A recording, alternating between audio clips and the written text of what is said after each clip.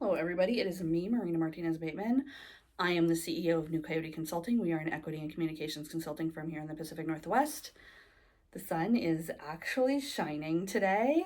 And it's the Tuesday update. I usually make these videos once a week. I talk to you about my experience as a business owner and what's been going on, and try to give y'all any insights into my business. Last week I talked about how I turned the comments off because I don't want to call it brigading, because it's not like, I know some people get like thousands and thousands of like really horrible comments. I've got like 3 or 4 super obnoxious ones every couple of days.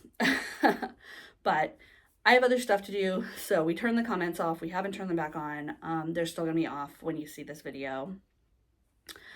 But honestly, I'm having a really good day today. And I think part of that is because we're finally in the second quarter of the year, and the first quarter of the year is always just kind of a shit show for me.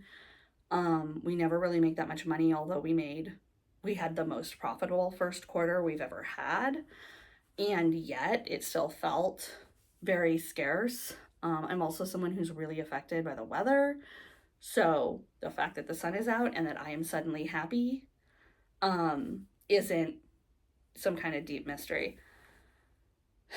That being said, I came to work this morning like deeply frustrated by just how many people I see, and by like dozens and dozens and dozens of people that I know, that I care about, that I work with, who are either completely burning out or y'all are on the brink of burnout.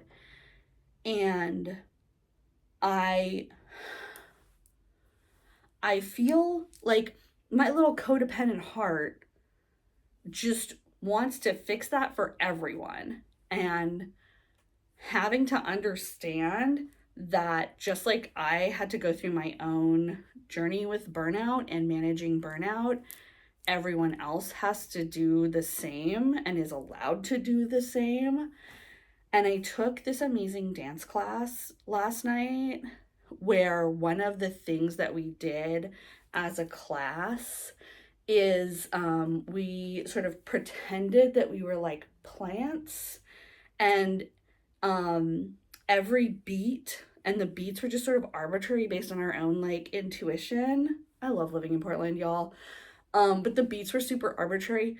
Every beat, you had 4 moves that you could do. You could either, yes, and my poor Pinky, she suffered a mini golf accident, so R.I.P. Pinky Nail. But you could come onto the dance floor, you could leave the dance floor, you could move towards someone's body, like touching them, or you could move away, like, or you know what I mean. You could move towards someone or you could move away from someone. And we were sort of instructed to do this without really looking at other people on the dance floor, and also without looking at the audience. And I don't know, I know what it looked like because we split in half, and some of us were audience and some of us were dancers. And I know what it looked like when I was observing, but it felt, and then the big rule of the dance floor, this is why I'm sharing this. The big rule of the dance was that every single person had permission to move away from any other person.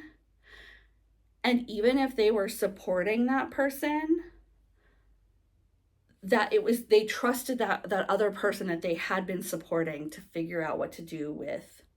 Because like people were leaning on each other, and then if someone moves, the person who's leaning on you would have to readjust and like figure out what to do with the adjustment that they'd been given. It was fun.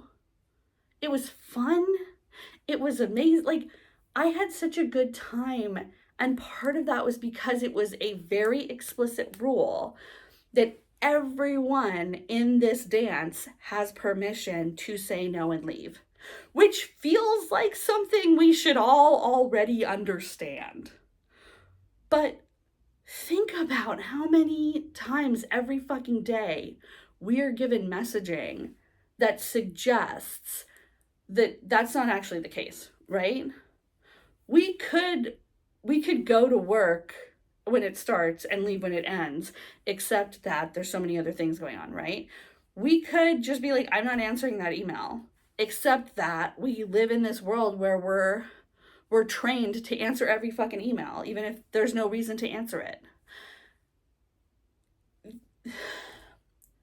I need to tell you just like how beautiful it was to not just have the instruction that I could do whatever I wanted, even if someone was physically leaning on me, but also how I saw and felt how everyone was fine and everyone actually turned the change of experience into something expressive and wonderful and a new beautiful shape when people left, when people said no, when people went where they wanted to go.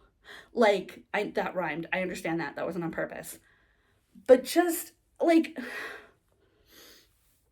I don't know. I sometimes that's one of the reasons why I love taking dance classes, is because I feel my body tell me things that I wouldn't have thought of them in that way. It doesn't originate here. It originates here.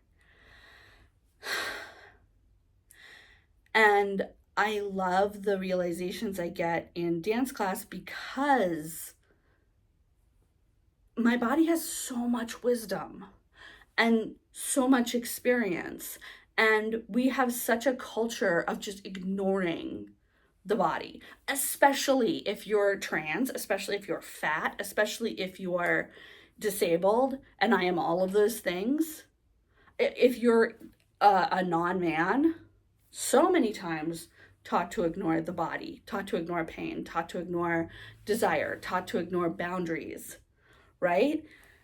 And I see this in me, and I see this in work and working, where we just, because things are hard, we think, okay, I will shore up, I will get strong, I will, put that strength into my roots, and I will hold everyone up. And there's nothing wrong with that. There's nothing wrong with that.